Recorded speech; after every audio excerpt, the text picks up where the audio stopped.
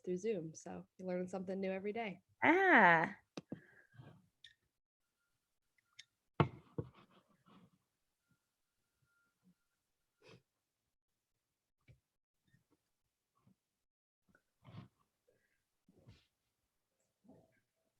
Very cool.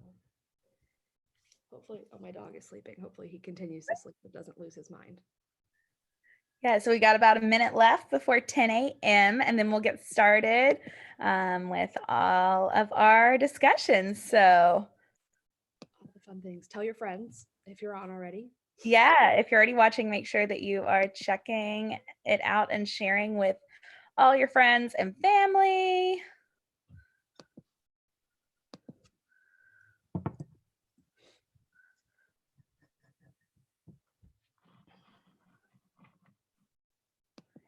All right, folks, it is officially 10 a.m. So good morning.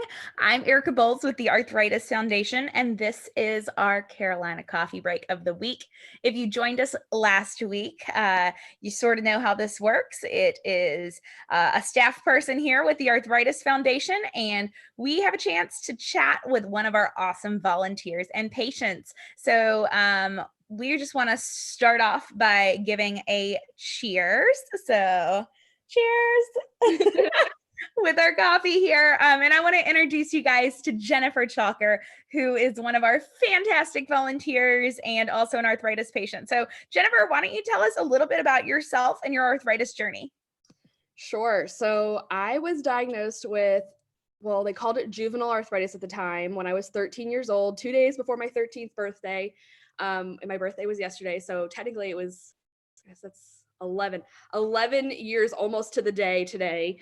I was diagnosed with juvenile arthritis, and it had been a 2-year battle to figure out what was going on. Like, I did not know. I had pain in my back, and honestly I had pain everywhere in my body, but I wasn't telling anyone that I had pain everywhere because like the pain was most prominent in my back. So I just thought like, oh, well, tell everyone you have back pain.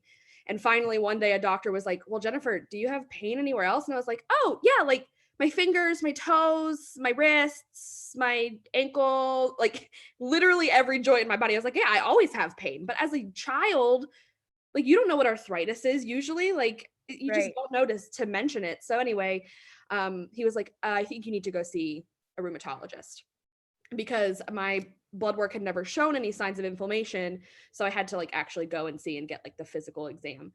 So yeah, I got diagnosed with arthritis. I was a very, very active kid. I played softball competitively, traveled all over the country, and I had to stop like immediately. I could not walk. This all started because I woke up one morning and was unable to get out of my bed and walk. So it went from like 0 to 60 all in one night, which was just insane. So I kind of had to stop everything that I had been doing because my body just wouldn't let me. And it was a long battle to get diagnosed, but I'm very thankful that I did. And I kind of learned how to adapt and do different things. So instead of playing really competitive softball, I switched over to marching band and was able to be the drum major and just kind of, instead of having to march the field, be able to be in front of the field and do what I could do there. So I definitely learned how to adapt. And from the minute I got diagnosed, I started volunteering with the Arthritis Foundation. Most of it was my mom in the beginning, if I'm being honest, pulling me to meetings and things like that. But I think it's been fun because I've kind of come into my own, and I've worked with the Charlotte market and the Raleigh market in my time, just because I've lived literally all over the state of North Carolina. So it's been fun. Sorry, that felt long-winded. I hope that answers the No, question. no, I think like your story always is interesting to me because like I feel like it's crazy that you didn't realize that it was weird that your whole body was hurting. Like you just Right. thought that was kind of normal. So Yeah. um Yeah, I mean, so when you're young, like I would walk up like a hill and it would be so significantly hard for me to get like to walk up this hill. And I just thought like, oh, everybody's knees hurt when they walk up a hill. Like, duh, like it's right. hard. So it's just so interesting to me. Like I still thinking back to those moments, like what I would tell myself and like, oh no, it's not hard for everyone. Like you have arthritis in your knees. Like, Right. Yeah. yeah. Well, so I know that arthritis clearly can be debilitating for some people and can cause some roadblocks, but you have definitely just said like, nope, not dealing with, not having those. And I know that you love fitness. So tell us a little bit about your fitness journey. Sure. So arthritis was debilitating for me when I got diagnosed. I rolled into my first rheumatologist appointment and my doctor looked at me and was like, nope, no more. I don't care how bad it hurts. You are walking and you are not sitting in that wheelchair. And I feel like that was such a defining moment for me. And I still have a relationship with that pediatric rheumatologist to this day, because I feel like that is what changed my mindset around how I was going to handle my arthritis. So I've sat in that wheelchair once since that day, to go to Disney World, because I was not trying that. So that's the only other time I've been in a wheelchair. But I feel like that changed everything for me. So like I said, I was super active as a kid, and then I just kind of stopped. Like I just cut everything out of my life that had anything to do with health and fitness, and or just like sports or anything in general. And I gained a lot of weight. And I remember going back to, because I also like fueled like everything with comfort food, and that's just what happened, and that's just my life. And I remember going to the doctor one day, and she looked at me and she said, this is hurting you. Like this is making your arthritis worse. Like we need to do something. And I was like, okay. So from that, I decided I was going to start working out, and not every workout is the same. Some days I'm having a really bad day and I have to do a different kind of a workout. Some days I'm having a really great day and I can do a more high intensity workout, but I am determined to move my body every single day for 30 minutes a day, because not only does that help me keep the weight under control, which helps my arthritis stay under control, but it also just gets my body moving. I mean, I think lots of arthritis patients in the morning, you have morning stiffness. I think that's like a normal thing. So for me to be able to get up, move my body, and set my day up for success has just been really important to me, whether that's a high intensity workout because I'm feeling so good that day, or just basic yoga because it's all I can do to sit on the ground and bend over and touch my toes for the day. Yeah. So, yeah. So do you have some favorite workouts? And then also, like, are there any workouts that you typically do during a flare, or do you just like not work out during that time? Yeah. So I would say my favorite kind of workouts are something like bar. It's a low intensity, it's a low impact workout, but still high intensity. So it's not like jumping and going crazy, because my arthritis, I should say, I have arthritis everywhere except my shoulders, my elbows, and my jaw. So I have arthritis in every other joint in my body, which is just insane. But my knees and my back are the worst. So high intensity workouts are just really, really difficult for me. I've started workout programs that I've had to stop within 2 weeks because it was just too much for my body. So I definitely would say my favorite ones are ones that are low impact, but still super high intensity. And I'm burning a bunch of calories and sweating like crazy. And like, I just like feeling like I got a good workout in. And bar definitely does that for me. It is if you guys have never done a bar workout, go on YouTube, find a bar workout. They're so good.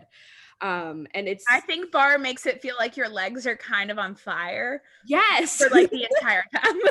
Yeah, your legs literally don't get a break, which is so good for me, because if there's anything I need to strengthen, it's those muscles around my knees and are in my back and in my legs, so that it can support the joints that are obviously struggling. So yeah, bar is definitely my favorite. Now, I haven't had, knock on wood, thank you, Lord, a really bad flare in probably close to 4 years, which I'm very, very thankful for. I don't know how that's possible. I'm a very lucky person. But when I was having really bad debilitating flares, my workout was usually stretching. And I think that's a workout. I think that counts as a workout. That counts as moving your body. Like being able to get out of the bed and just stretch is a win on those days. And I think any win that you have with moving your body is huge. But on days where I'm having a bad arthritis day, and maybe not a full-blown flare up, but you guys know what I mean. If you have arthritis, you know that middle ground where it's like kind of bad, but you wouldn't classify it as a flare up. I usually do yoga or a modified version of bar. So like I'll follow a bar workout and just modify it to be what I need it to be. I think the most important thing is listening to my own body and knowing the line between pushing myself to get a workout in, but like listening to my body. Like that's the most important thing, I think, when you're working out, is just knowing knowing that line between pushing too far and taking care of yourself. For sure. And I mean, I think that goes for people whether they have arthritis or not. Right. Just, listening to your body. And sometimes your body's saying, like, I need to exercise, like, get up, get off the couch. Especially during social distancing when you're just eating Cheetos and watching Netflix. No, that's huge. Like, I think that my body is to the point now where it craves that exercise every day. So like I can feel a difference in my joints, not just in, I mean, first of all, mental health is like a whole nother thing. It just helps my brain so much to get up and to move. But physically, like my body wants me to have that movement every day. And I think that that is so huge. It wasn't like that at first. When I started exercising, it was like, is this over yet? I am so done. I do not want to do this. But now I'm at the point where I know how much good it's doing for my body, and my mindset has totally changed because I found something that works for me and that works for my arthritis and that works for my body. And that's what I stick with. So I think that that's huge too. If someone's just trying to figure out what works for them with this, is just don't give up. Like, be determined to find something that works for you, and what works for me might not work for you. And your body, your arthritis might only be in your upper body, so you can do a high intensity workout but you can't lift, and like that's cool too. You just have to be willing to try different things to figure out what your body needs, because arthritis isn't the same in any two people. So Yeah. big. Definitely. So now moving on with working out, I know that you are clearly very involved with our Walk to Cure Arthritis, which involves walking, obviously, and that's coming up exactly a month from today. So we have our 54 challenge happening, which is to give 54, share 54, and move 54. How are you taking on the 54 challenge? Yeah, so I think there's two ways. So the first way is that, like I said earlier, my birthday was yesterday. So I put out a campaign yesterday to try to get 54 people to either donate to my team or sign up to walk on my team. So if they're signing up to walk on my team, that's getting them to move and getting them to exercise. It's a virtual walk. Go walk whenever, I guess, start at the same time, but as long as you walk, that's what matters. So getting people to like sign up to participate in our virtual walk, I think, is Yeah. huge. And that's the first way. That was really successful. People love like when your campaign centers around something like your birthday. I know Erica and I both have birthdays in the last 2 days, so it's been working for us, and I think that that's big, and people like that. So if you have some event in your life, whether it's social distancing or whatever, like figure out something and kind of center it around that. But the other thing that I think I'm going to do, and I haven't started this yet, so we can all start together. Like, I'm not ahead of the game, but I think I'm going to start this campaign, is I want to work out with 54 people between now and the walk over Zoom. So I Very love cool. Zoom workouts. We call them our virtual gym in my workout community. So I think I'm going to start a campaign to get 54 people over the course of the next month. It doesn't all have to be at one time, to hop in a virtual gym with me and just get a 30-minute move your body session workout done. Very cool. So one cool thing that I recently thought about doing is like getting anyone who donates to my fundraising to that I'll do 54 seconds of any workout that they want. So like I hate burpees. I hate them. I hate 5 seconds of them. I hate 54 seconds even more. I hate it. And I think my friends are mean and they will totally donate just to make me do 54 seconds of burpees. So I think that could be kind of a fun way to do it. And we can do anything for 54 seconds. Right. And you could even like create a list of different ones. Like you could just go on Pinterest, find a list of different workouts, jumping jacks, burpees, push-ups, whatever it is. Take out the things that you can't physically do, right? Because we all have Right. limitations. And then put that list up and say, all right, anybody who donates today gets to pick something off this list, and I'm going to do it for 54 seconds. And if 54 of you donate and you all pick burpees, I have to do 54 seconds of burpees 54 times. And Oh, that sounds yeah. miserable. Yeah, it sounds absolutely awful, but it's such a cool thing. And it's a cool thing that you could use for your fundraising too. You could like, it gets people to donate, and then you could say, and I'll go live every time I do it. So you guys can go through the pain of it, or like just whatever it might be. Like you could just get creative with it. Like try to do something that you haven't seen before. And it's fun to do it around movement. People are craving movement right now. I mean, even people who aren't in the arthritis community are craving some sort of movement and exercise. So even if you take it outside, say I'll walk for this many minutes or whatever it is, I think that just try to get creative with it. I think that's the best thing you can do. I love it. So, well, I've loved chatting with you as always this morning and enjoying our coffee together. I do want to head over to the chat box on YouTube and just see if we have any questions coming up. So I do see one question already. We have lots of people that are saying how inspiring you are, and I definitely agree. But one thing, someone asked if you can share some links for some bar workouts after this. So if you have some, we'll make sure we post them in the comments after this is over. I'll give you a second to be able to look them up. I don't expect you to have them off the top of your head, but we'll give it just another second here and see if any other questions pop up for us. But I just always love your positive attitude and your excitedness to excitedness, is that a word?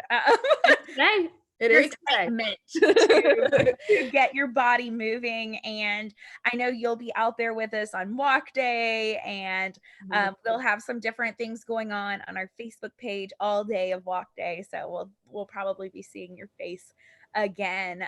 Really, yeah. I think Erica will probably rope me into coming in talking to you guys.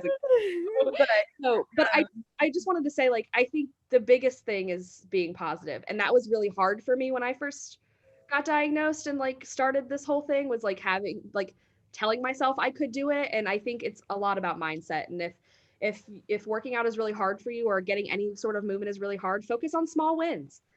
Moving your body for 5 minutes is better than moving your body for 0 minutes. So like start with small wins and just work up to what you can do. And I think that's all you can do. Yeah. So we do have a question in the chat box.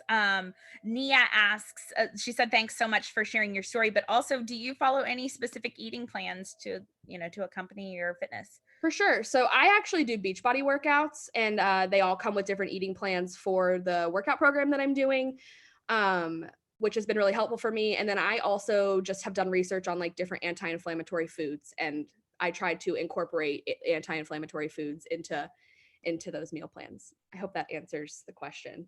Yeah, I think, I mean, it's the way I interpreted the question, I think that definitely answers it. Okay. So I don't know. They're all different depending on what workout program I'm doing, but that's the basics of it. Yeah. And then I just have one more question. Is there anything you do on days when you just don't want to work out? Like, I don't. I think, oh, okay. Well, that No, go ahead. What about days when your body is telling you need to work out, and like your brain or maybe your grumbling belly is like, no, just 100%. Eat ice cream and lay in bed? Yeah. What I do is I remind myself how good I felt yesterday after my workout. Yeah. The only thing that gets me going to work, two things. That is the first one, reminding myself how good my body's going to feel. Yeah, getting off of the couch from my beautiful Netflix series that I'm watching is really difficult sometimes with my bag of salt and vinegar chips. I'm not going to lie to you. I love health and fitness, but a bag of salt and vinegar chips is going to get me every single time, okay? And it's hard. And it's hard to do that. But I remember how good I feel after a workout, how much better my body feels, how much better my mind feels, how much more productive I am. And I just think that people ask me all the time, like, Jennifer, where do you get the motivation? And I don't think it's motivation. It's discipline. I am disciplined to feel good. And I think that that's the biggest thing. The other thing is I have an accountability group of people who I lean into every day. And I'm like, I don't want to work out today. And they're like, get up and go work out. So I think that definitely helps. And then they'll follow up with me until I have completed my workout, which is huge. For sure. Well, I just want to thank you so much for being on here with us today, and chatting. I know that for me, I like feel like I should go and do a workout right now. So so Aaron and I are working out at 5:30 today. So if you need some accountability, you let me know. You come work out with me and I. Perfect. Well, cheers again, girl. And we look forward to seeing you on walk day. And thanks everybody for tuning in. We'll see you next Tuesday for our Live Yes lunch break, and again next Thursday for our Carolina coffee break. Have a great day.